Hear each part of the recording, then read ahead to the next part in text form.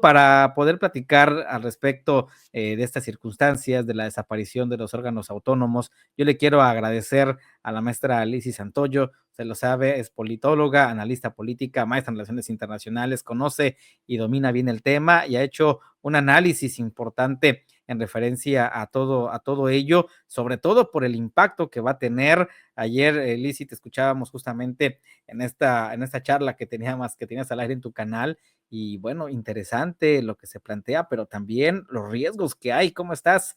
Muy buenos días. Buenos días, Javier, ¿cómo estás? Aquí un gusto saludarte. Bien, pues platícanos un poco cuál es la percepción, qué es lo que podemos esperar desde tu análisis, desde tu óptica, evidentemente con esta desaparición, y cuál es el riesgo en el que nos encontramos los mexicanos. Bueno, la desaparición de los órganos autónomos, es delicada. Los argumentos, pues, son básicamente que, pues, hay corrupción, que hay muchas irregularidades, que hay nepotismo. Ayer decía la misma presidenta Claudia Sheinbaum que, pues, en el INAI, por ejemplo, tienen trabajando a gente, a los primos, a los amigos, al tío, al papá, a la mamá, y que a veces obligaban a algunos funcionarios de alto rango a que los trabajadores dieran dinero para cosas que son gastos que no tienen nada que ver con el INAI.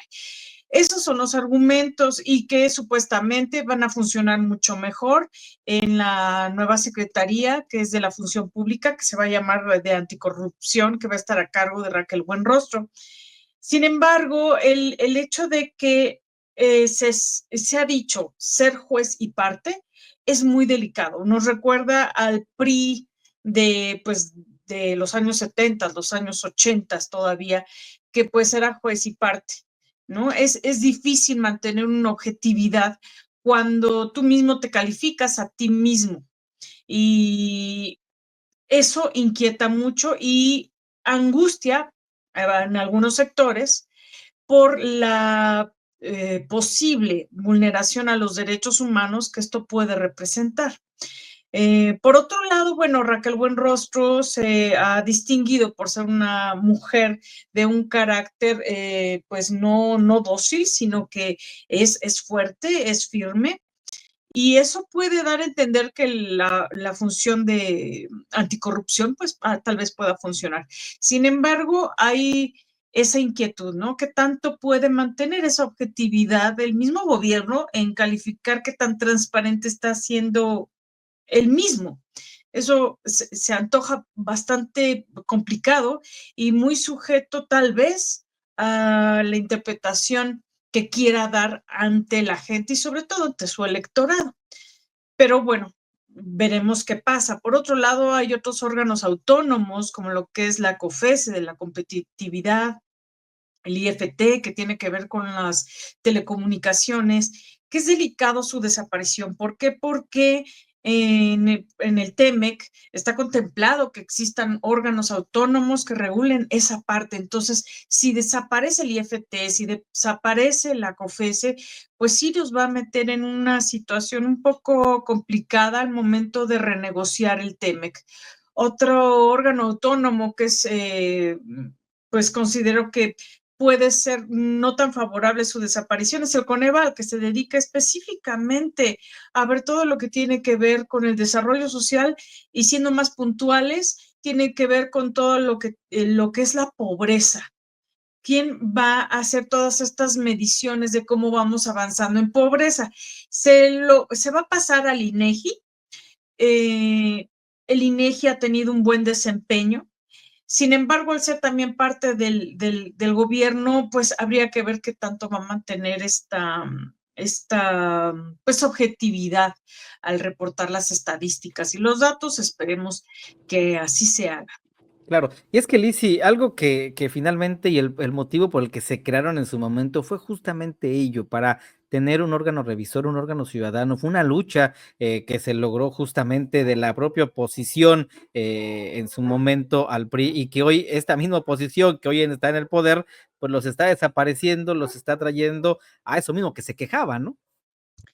Exactamente, es como regresar a esas prácticas donde hay un gobierno que es el que dicta qué narrativa se va a decir y no hay datos, no hay una supervisión por fuera que pueda contrarrestar esa narrativa. Entonces, es la inquietud de la gran mayoría porque, como lo mencionaba ayer, la burra no era arisca y tenemos pues el recuerdo de cómo era el PRI, ¿no? De este Claro. autoritarismo y de pues las cosas son así y que se ocultan los datos que a veces pues sería útil que hubiese este gobierno abierto, a diferencia de cómo lo fue pues por muchos años.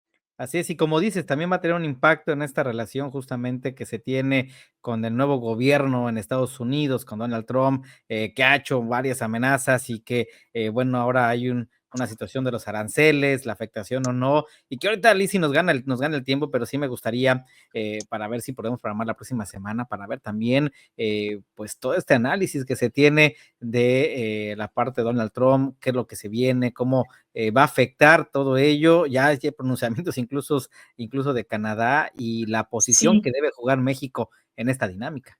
Con muchísimo gusto, querido Javier, con muchísimo gusto podemos hablar de eso, porque además estamos viendo que se está marcando cada día, hay una nueva noticia, ya vimos que ayer tuvieron una llamada telefónica luego de la carta que publicó la doctora Claudia Sheinbaum, nuestra presidenta, pues hubo una llamada telefónica que quitó un poco la presión que había sobre el tema de los aranceles, que también inquieta al sector empresarial, no solo en México, también en Estados Unidos, y a los consumidores, que finalmente serían quienes pagaran pues la subida de aranceles y que a ninguno de los tres países le conviene realmente. Entonces, más bien, es como a Trump le gusta fanfarronear para quedar bien con su electorado.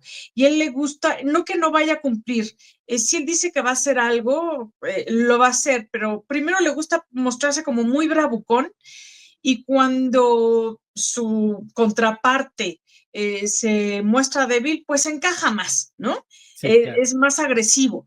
Sin embargo, cuando su contraparte se planta también y muestra su dignidad y muestra como un rival digno de sentarse a dialogar, entonces Trump negocia y a él le encanta negociar. Y creo que va a ir más en este tono y eso puede tranquilizar bastante el cómo está la situación con el tema de los aranceles y la parte económica, que esto viene concatenado con otras cosas como el tema de la crisis de fentanilo, como también el tráfico de armas, la migración y todos estos temas.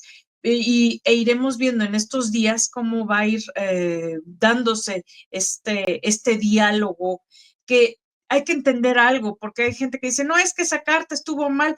No se puede actuar de una manera ortodoxa con un personaje como Claro. Donald Trump, que no es nada ortodoxo.